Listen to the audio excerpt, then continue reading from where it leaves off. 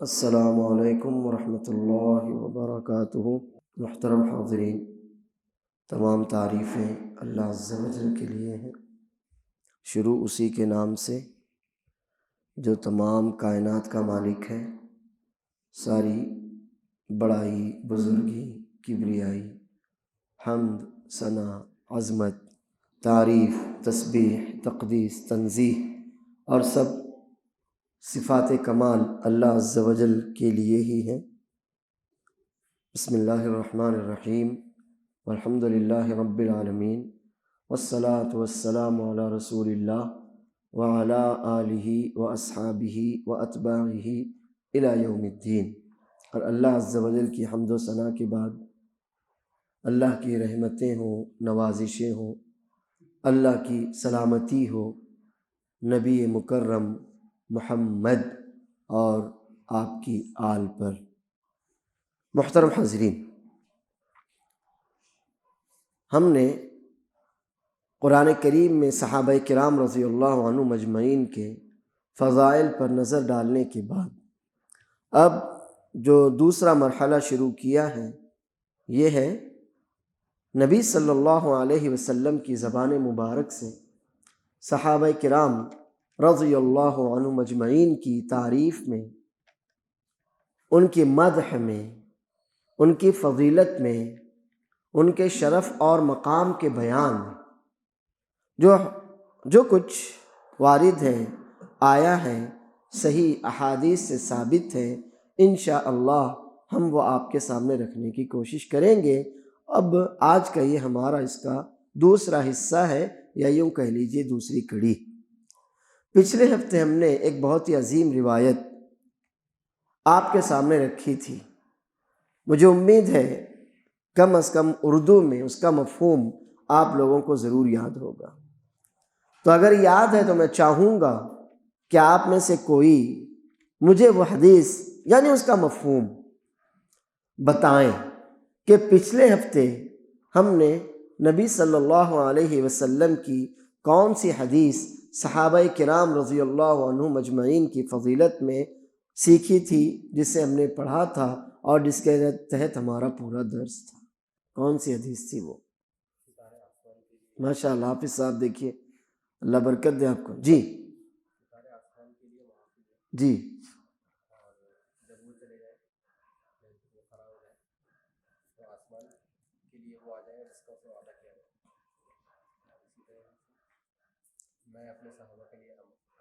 ہاں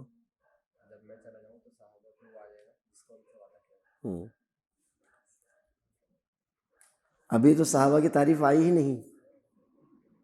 اگلا ٹکڑا ماشاءاللہ جو اصل ہے، ہمارا ٹاپک وہی ہے۔ ہاں ماشاءاللہ، جی، میرے صحابہ اس امت کے امین ہیں۔ اور ہم نے آپ کو امین کا مفہوم سمجھایا تھا۔ ہم نے بتایا تھا کہ ایک ہوتا ہے محافظ کہنا اور ایک ہوتا ہے امین۔ تو امین محافظ سے بہت اونچی چیز ہے، کیونکہ محافظ تو آپ کا گیٹ مین بھی ہو سکتا ہے، لیکن وہ امین نہیں ہے۔ امین تو آپ کے گھر کا کوئی فرد ہی ہوگا جس کے دل میں آپ کے لیے محبت، جس کے دل میں آپ کے لیے خلوص ہوگا، پیار ہوگا، جس کا دل آپ کے حق میں سچا ہوگا، امین وہی ہو سکتا ہے۔ تو رسول اللہ صلی اللہ علیہ وسلم نے کتنی بڑی بات صحابہ کرام رضوان اللہ علیہ مجمعین کے تعلق سے بیان کی۔ وَالصَّحَابَةُ وَأَصْحَابِي أَمَانَةٌ لِأُمَّتِي فَإِذَا ذَهَبَ أَصْحَابِي أَتَى أُمَّتِي مَا يُوعَدُونَ۔ میرے صحابہ میری امت کے امین ہیں، یعنی سچے امانت دار نگراں محافظ ہیں۔ کوئی بھی مسئلہ ہو، صحابہ کرام موجود ہیں، آپ کو فکر کرنے کی ضرورت نہیں ہے، اس کا جواب دینے کے لیے آپ کے بڑے ہیں، صحابہ کرام ہیں، رسول اللہ صلی اللہ علیہ وسلم کے لیے اپنی جان مال قربان کرنے والے لوگ موجود ہیں۔ تو امت کو پریشان ہونے، فکر کرنے کی ضرورت نہیں ہے۔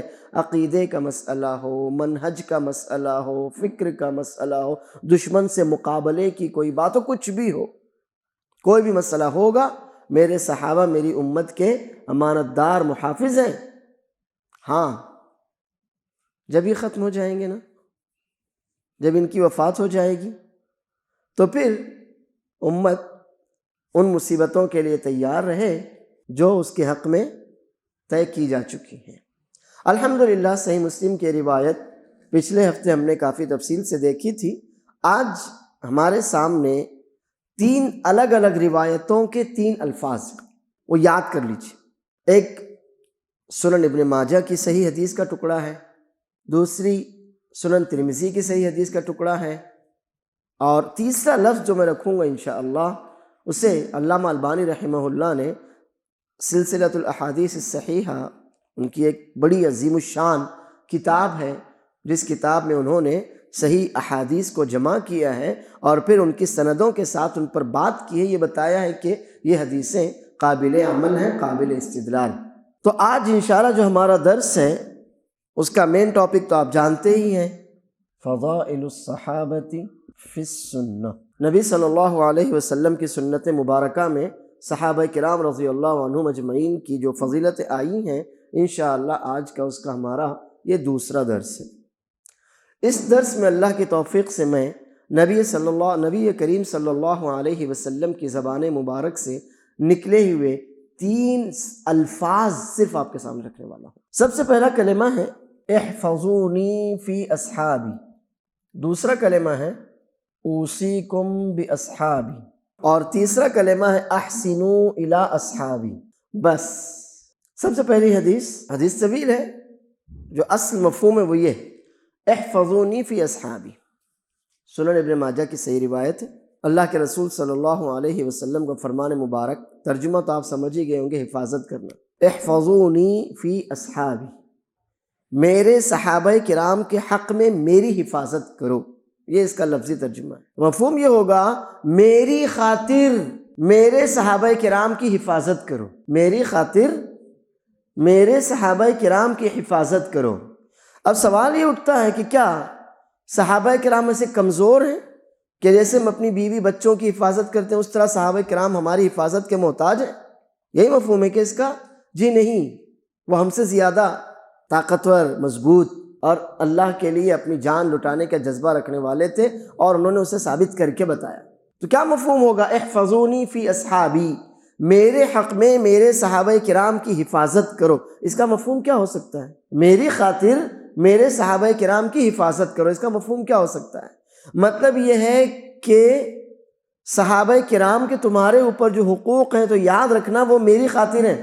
تو نبی صلی اللہ علیہ وسلم نے صرف یہ نہیں فرمایا احفظوا اصحابی، نہیں، آپ کے دل میں ایمان کی غیرت جگائی اور بتایا کہ صحابہ کرام کے ساتھ تمہارا جو بھی خیر ہے نا وہ میری خاطر ہونا چاہیے۔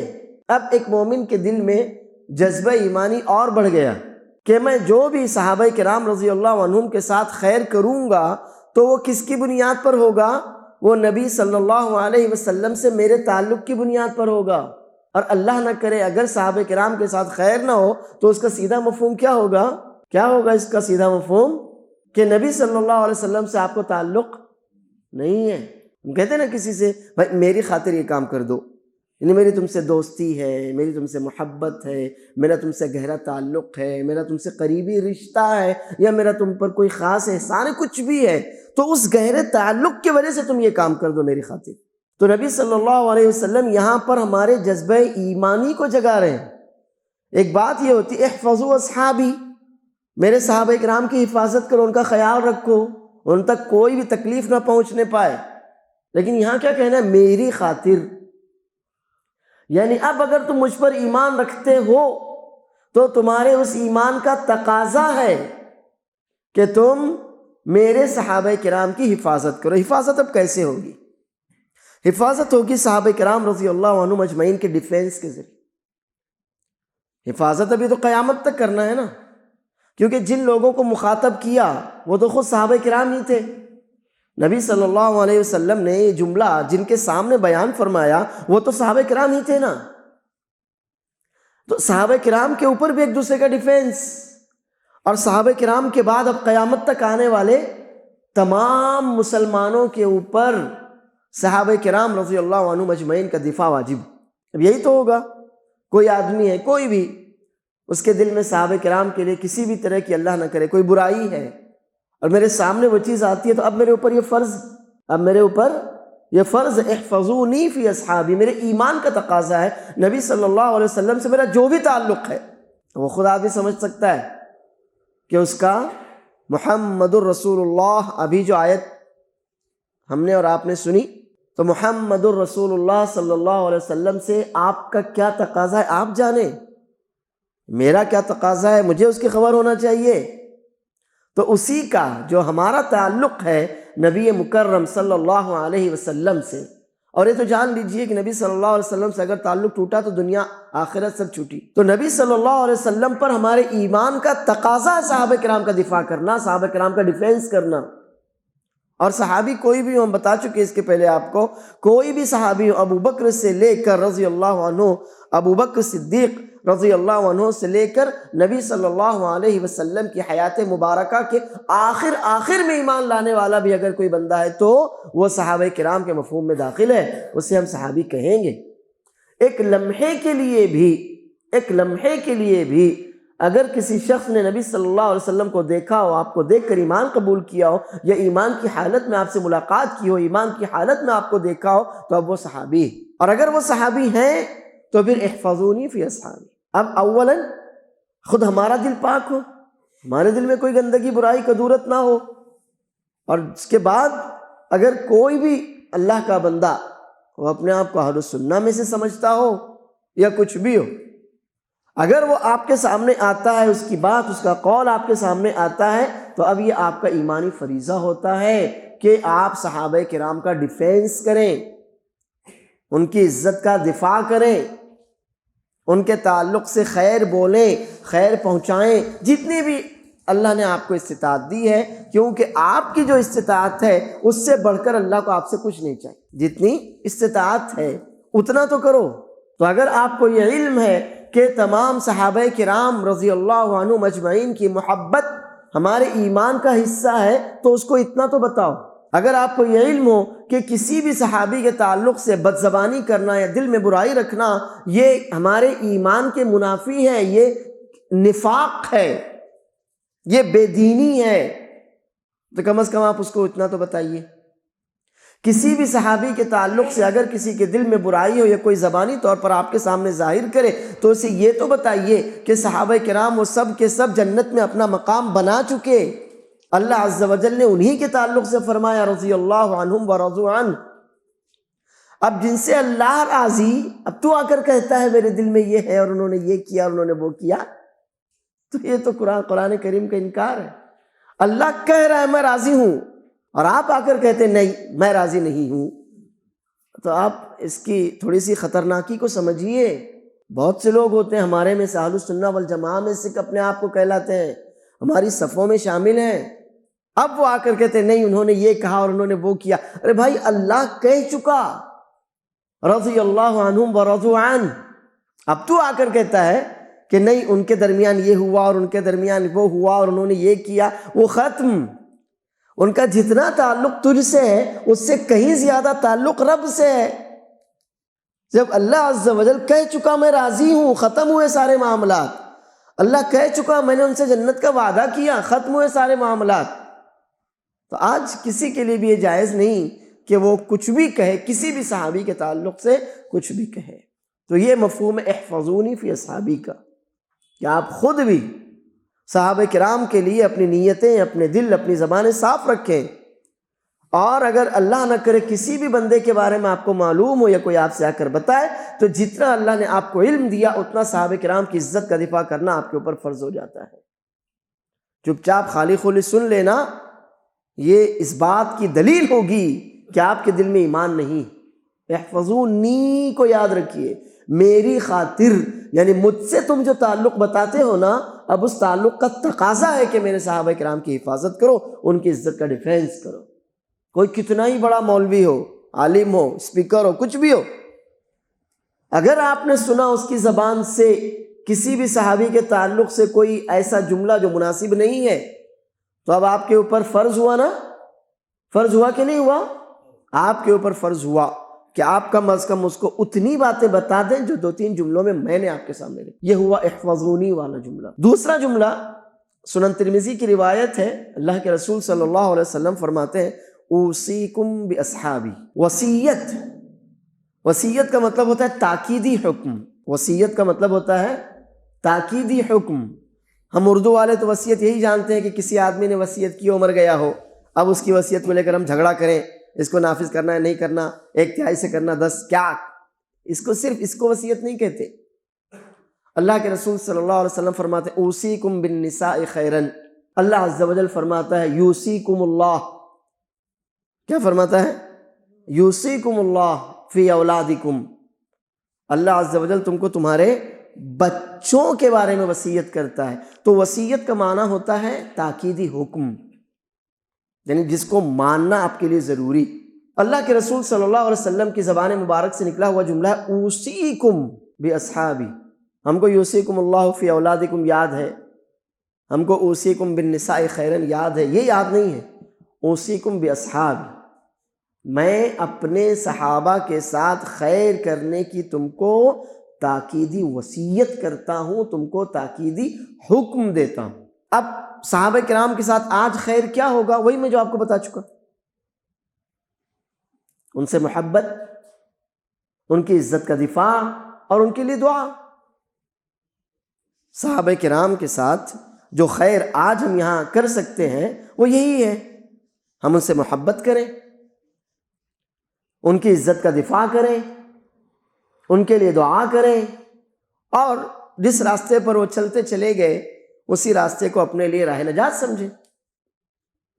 صحابہ کرام کے تعلق سے آج جو ہمارے اوپر فرض ہے کہ اللہ کے نبی صلی اللہ علیہ وسلم نے فرمایا میں تمہیں اپنے صحابہ کے ساتھ خیر کی وصیت کرتا ہوں، تو ہم صحابہ کرام رضوان اللہ علیہ مجمعین کے ساتھ خیر کس معنی میں کر سکتے ہیں؟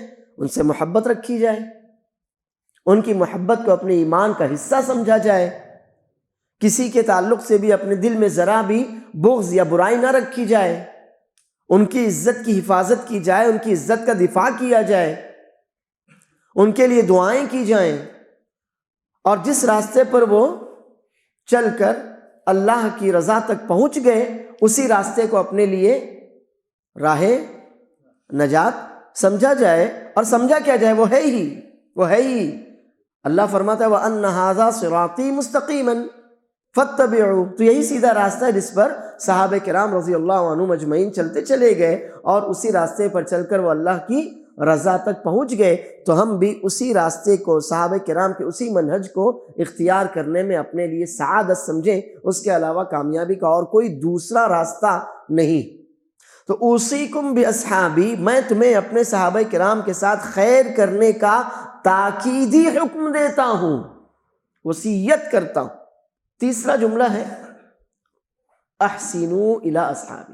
احسان تو آپ جانتے ہوں گے، لیکن ہمارے اردو کے احسان میں اور عربی کے احسان میں تھوڑا سا فرق۔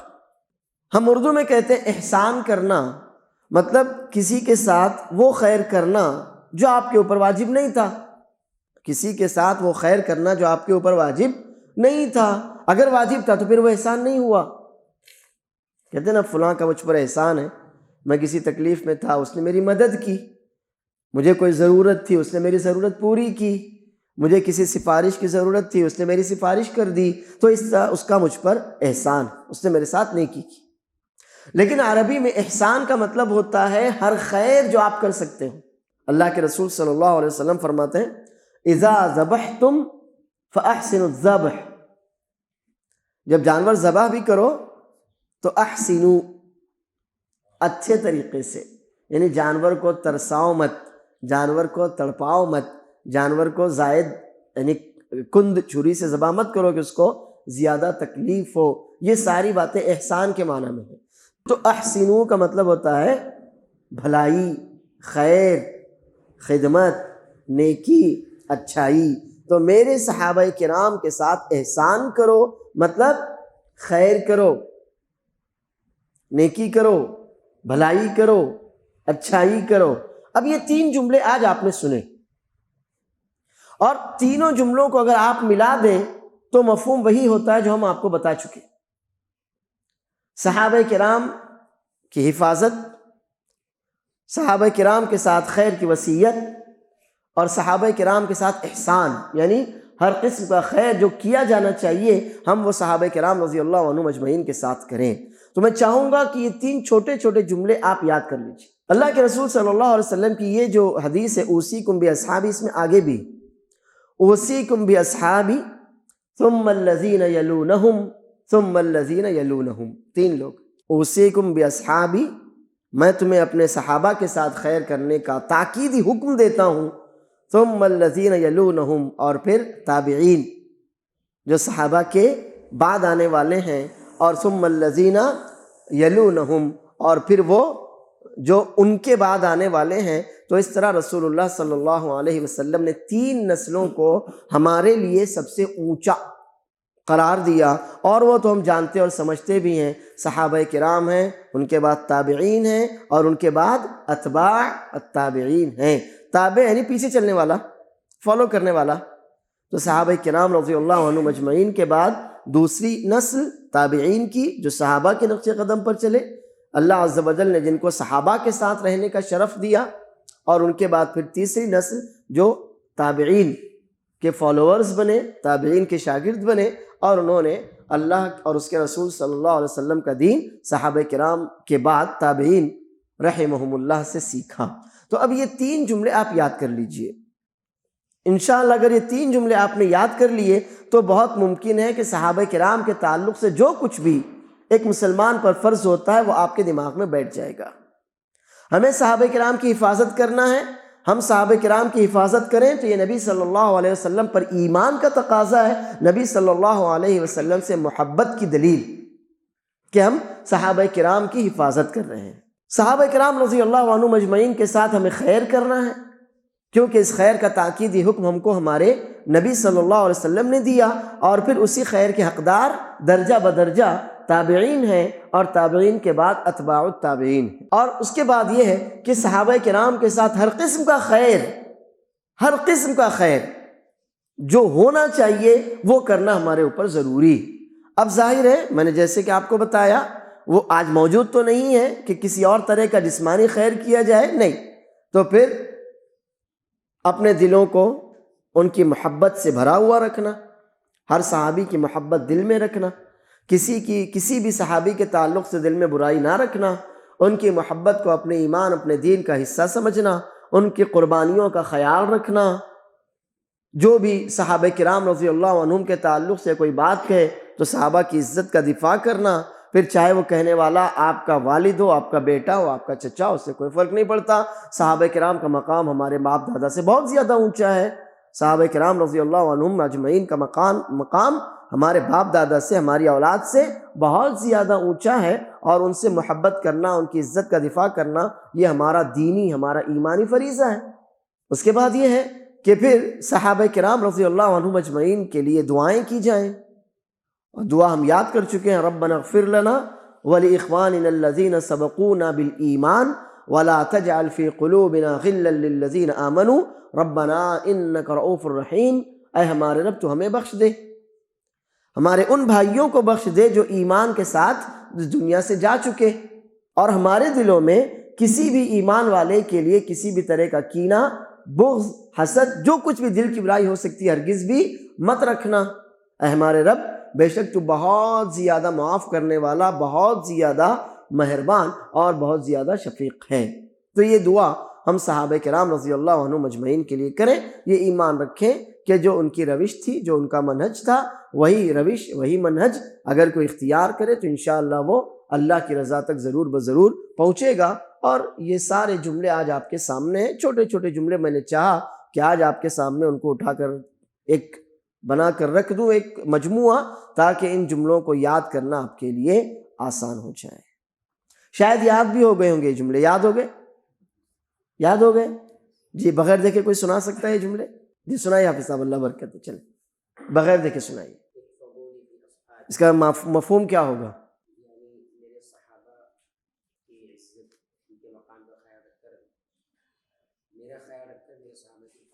ہاں، بار کا لوفک مطلب یہ ہے کہ مجھ سے تمہارا جو تعلق ہے، مجھ پر تمہارے ایمان کا جو تقاضا ہے، اب اس تقاضے مجھ پر ایمان اور مجھ سے محبت کا جو تم دعویٰ کرتے ہو، اب اس کا تقاضا ہے کہ میرے صحابہ کرام کی حفاظت کرو، ان کے مقام، ان کے مرتبے کی حفاظت کرو۔ جی بارک اللہ فیک۔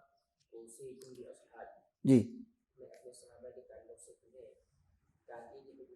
ہاں، کس بات کا خیال رکھنا؟ خیر کا۔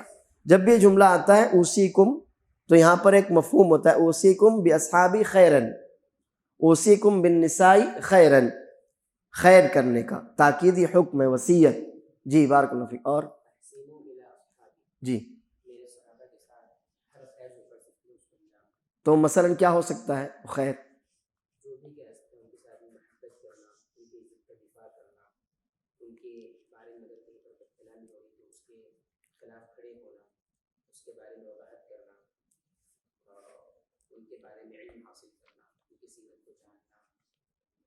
بارک اللہ فیک، وفقک اللہ، زادک اللہ علما۔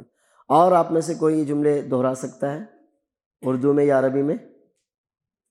یہ کل ملا کر مجموعہ ہے جو بھی صحابہ کرام کے ہمارے اوپر حقوق ہیں۔ چھوٹے چھوٹے جملے، اب یہ حدیثیں تو انشاءاللہ بہت آئیں گی، لیکن میں نے چاہا کہ تینوں باتیں یہاں اکٹھا آپ کے سامنے رکھ دی جائیں، اسی لیے چھوٹے چھوٹے جملے میں نے ذکر کر دیے۔ کسی کو یاد ہوئے یہ جملے اردو میں یا عربی میں؟ نہیں، آسان ہے۔ پہلا والا احفظونی فی اصحابی، دوسرا والا ہے اوصیکم باصحابی، اور تیسرا والا ہے احسنوا الی اصحابی۔ حافظ صاحب یاد ہو؟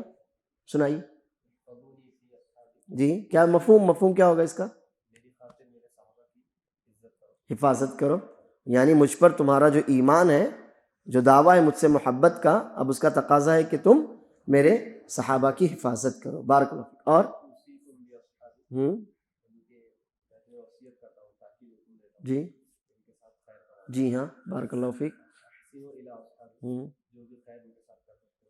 بارک اللہ فیکم۔ کتنی بڑی بات ہے، دیکھیے چھوٹے چھوٹے جملے ہیں، یاد ہو گئے آپ کو، الحمدللہ، وفقک اللہ، زادک اللہ علما۔ اور کسی کو یاد ہوئے؟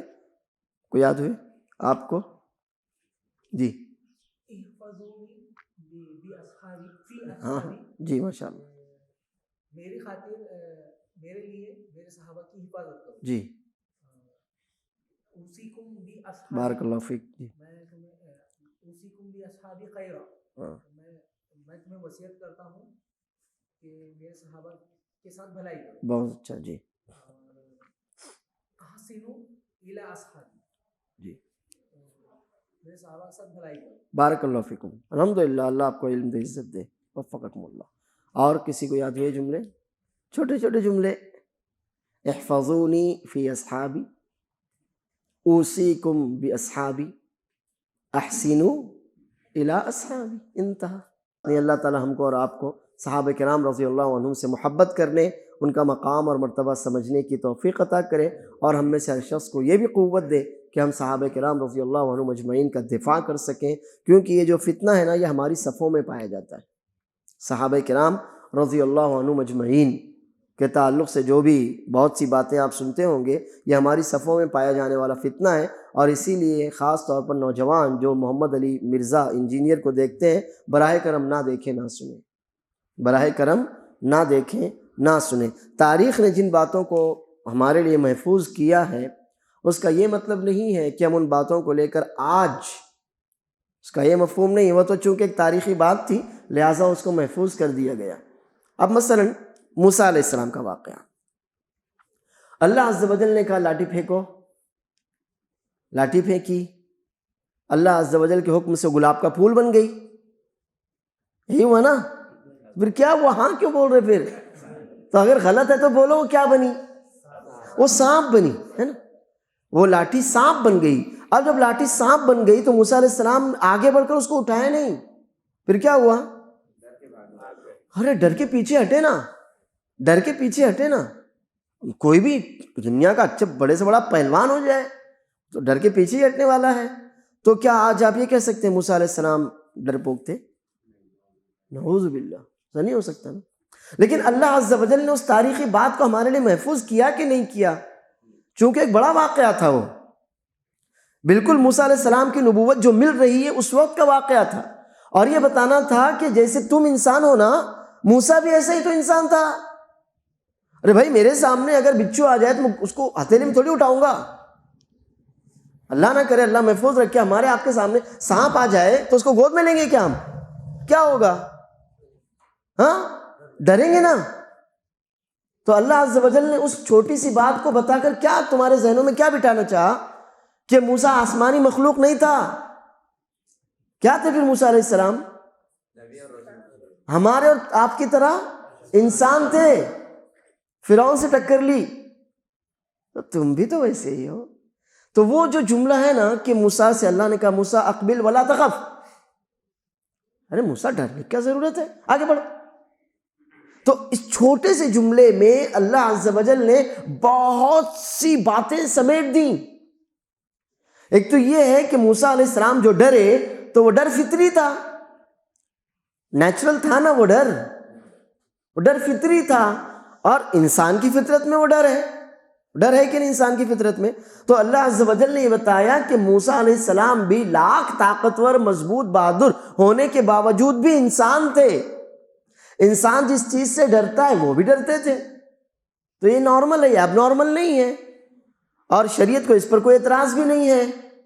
انسان کی فطرت ہے، یہ کمزوری میری اور آپ کی سب کی فطرت میں ہے. تو اس کمزوری کی وجہ سے آپ کو یہ نہیں کہا جا سکتا کہ رہے تو کسی کام کا نہیں، ایسا نہیں ہے. وہ تمہاری فطرت کی کمزوری ہے، اس کو رہنے دو.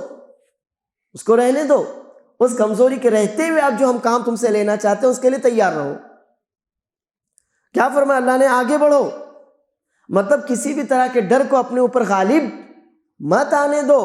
تو اللہ عز و جل اس میں یہ بتانا چاہتا ہے کہ بہت سی دفعہ انسان کوئی کام کرنا چاہتا ہے لیکن تھوڑا سا پش اپ کی ضرورت ہوتی ہے. انسان کسی کام کے لائق ہوتا ہے لیکن تھوڑا سا کس کی ضرورت ہوتی ہے؟ تھوڑا سا اس کو آپ ہاتھ لگا دیں، تھوڑا اس کی ہمت بڑھا دیں، تھوڑا اس کو حوصلہ دے دیں. نبی صلی اللہ علیہ وسلم جب نبی بنائے گئے تو کس نے کیا تھا یہ فریضہ ادا؟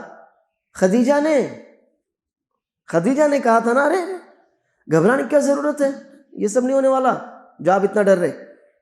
تو ایک جملہ کسی کی زندگی بدل سکتا ہے. اللہ عز و جل نے جو یہ فرمایا نا اقبل ولا تخف، چلو آگے بڑھو، ڈرنے کی کیا ضرورت ہے، تم کو کوئی نقصان نہیں پہنچنے والا، آگے بڑھو. آپ نے اپنے بچے کو گاڑی سکھائی ہوگی، کچھ تو سکھایا ہوگا نا. تو بچہ شروع میں بہت ڈرتا ہے، گھبراتا ہے، گر جاؤں گا، تو آپ کیا بولتے اس کو؟ بیٹا نہیں گرے گا، چل آگے بڑھا، میں ہوں نا. تو وہ جو آپ کا یہ بولنا کہ بیٹا نہیں گرے گا، میں ہوں نا، آپ سے اچھی گاڑی چلاتا ہے 2 دنوں کے بعد بچہ. تو اللہ عز و جل نے وہ جو چھوٹا سا جملہ فرمایا نا اقبل ولا تخف، پوری دنیا ہے اس کے اندر کہ کوئی بھی آدمی اپنی فطری کمزوری کے باوجود بہت اونچا کام کر سکتا ہے.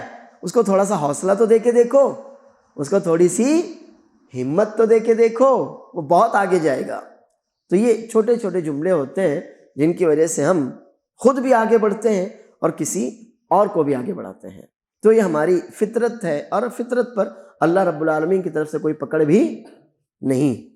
سمجھ میں آئی ہماری بات؟ جی. کسی کا کوئی سوال ہے؟ نہیں، ایسا ضروری نہیں ہے. نہیں، عیسیٰ علیہ السلام کی تو کل عمر ہی 40 سال نہیں تھی. ہمارے نبی محمد صلی اللہ علیہ وسلم کو 40 سال کی عمر میں نبوت ملی، یہ واضح ہے. لیکن اس کے علاوہ کس نبی کو کتنی عمر میں نبوت ملی تو اللہ عز و جل بہتر جانے. مجھے اس سلسلے میں کوئی علم ہے. وَلَمَّا بَلَغَ أَشُدَّهُ، مضبوطی کی عمر کو پہنچنا.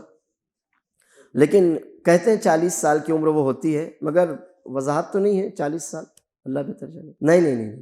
نہیں. عیسیٰ علیہ السلام کو اللہ عز و جل نے جو بولنے کی قوت دی تھی وہ ایک معجزہ تھا، اور اس کی وجہ تو آپ جانتے ہی ہوں گے کہ ان کی ماں پر کوئی الزام نہ لگے، اور یہ بتایا جائے کہ اللہ عز و جل نے یہ جو واقعہ ہوا اس کے پیچھے کی غرض یا مقصد کیا ہے وہ تھا. لیکن اس وقت ان پر نبوت رسالت کا مسئلہ ایسا کچھ نہیں تھا. اللہ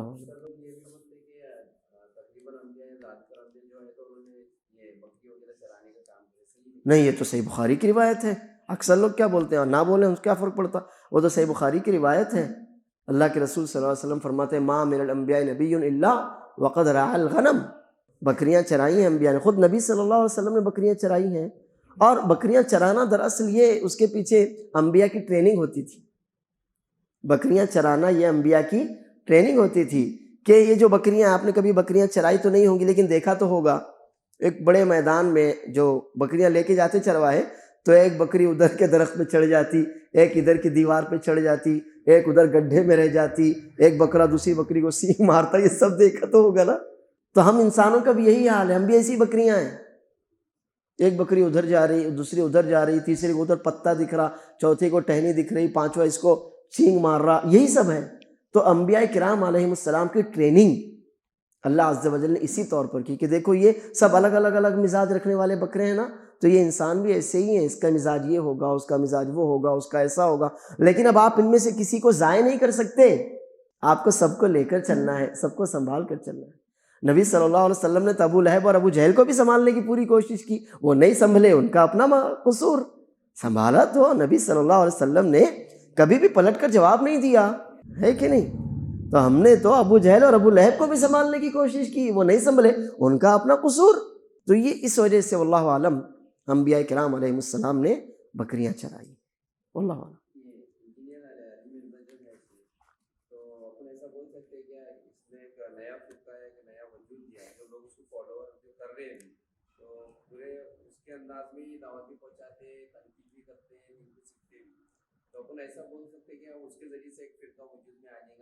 ہاں بالکل آ بھی سکتا ہے، ذہنی اور فکری طور پر آ ہی چکا ہے۔ انہوں نے اپنا کوئی الگ نام نہیں رکھا، یا الگ مسجد نہیں بنائی، یا الگ نہیں ہوا، ورنہ وہ ہمارے درمیان موجود ہیں، اور فکری طور پر وہ ویسے لوگ وجود میں آ بھی چکے ہیں، لیکن وہ جو کچھ بھی کر رہا ہے نا، وہ نیا نہیں ہے، وہ سب شیعیت اور رافضیت سے کی گندگی نکلی ہوئی ہے، وہ وہی ہے، نیا کچھ نہیں اس میں۔ بہرحال اس سے بہت زیادہ محتاط رہنے کی ضرورت ہے، ہوشیار رہنے کی ضرورت ہے۔ کسی بھی شخص کو آپ دیکھیں کہ وہ اس کی بات سنتا ہے یا ایسا کچھ بھی، تو آپ اپنا دینی فریضہ سمجھیں، واللہ اعلم۔ وصیت میں ہاں جی دونوں باتیں شامل ہیں، حکم دیا نا آپ نے، تو ظاہر حکم میں ہر خیر شامل ہے، ہر خیر جو آپ کر سکتے ہو آپ کو صحابہ کرام رضی اللہ عنہ اجمعین کے ساتھ کرنا ہے۔ ٹھیک ہے، پھر اگر کوئی سوال نہیں ہے تو اجازت چاہیں گے، اللہ نے چاہا تو اگلے ہفتے ملاقات ہوگی، وباللہ التوفیق، وآخر دعوانا الحمد للہ رب العالمین، والسلام علیکم ورحمۃ اللہ وبرکاتہ۔